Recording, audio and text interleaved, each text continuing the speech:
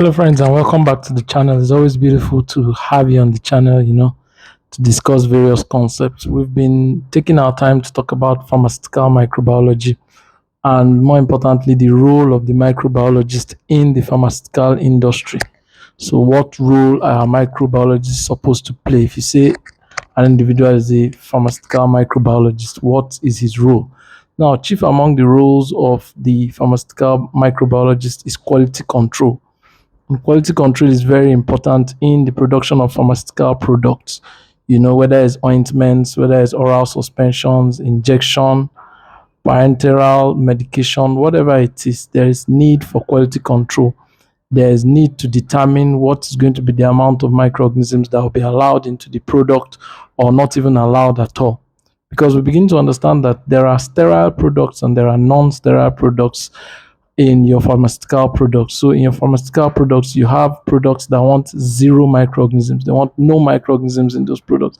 And you also have products that can, allow for some amount of microorganisms within the product without it affecting the quality of the product.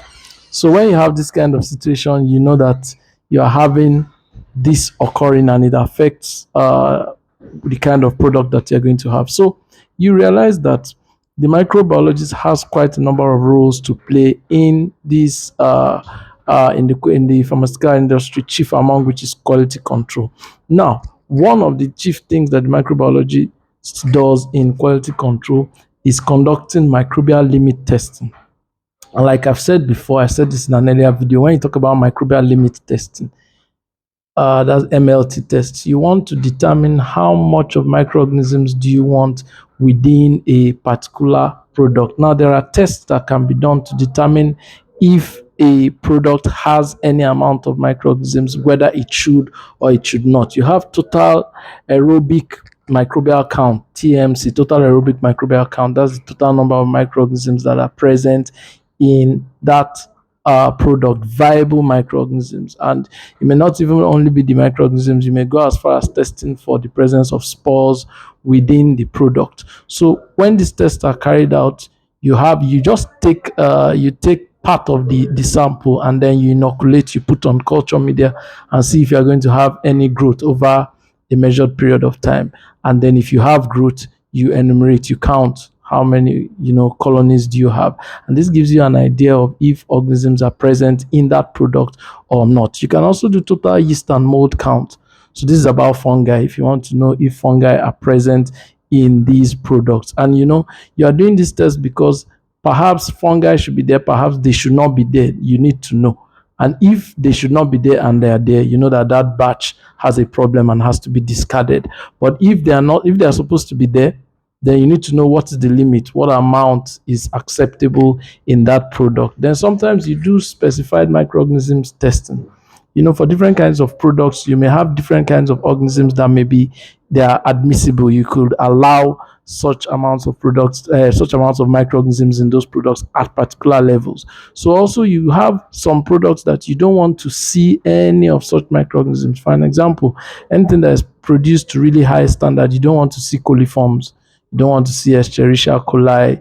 You don't want to see any of the family of the coliform bacteria. You don't want to see Salmonella. You don't want to see Staphylococcus. So you don't want to see Pseudomonas. So all these organisms, we have a set of organisms we call the escape organisms. You don't want to see any of them. So when you do tests, you can do, specified microorganism testing where you are testing for particular microorganisms because you don't want them present at all in those products. So these kinds of tests we do. And like I said before, most of these tests, what you do is that you take part of your product, take a sample of your product and then process it. After processing it, you inoculate it onto specialized culture media. There are different kinds of culture media that are used for this test, which we'll still talk about.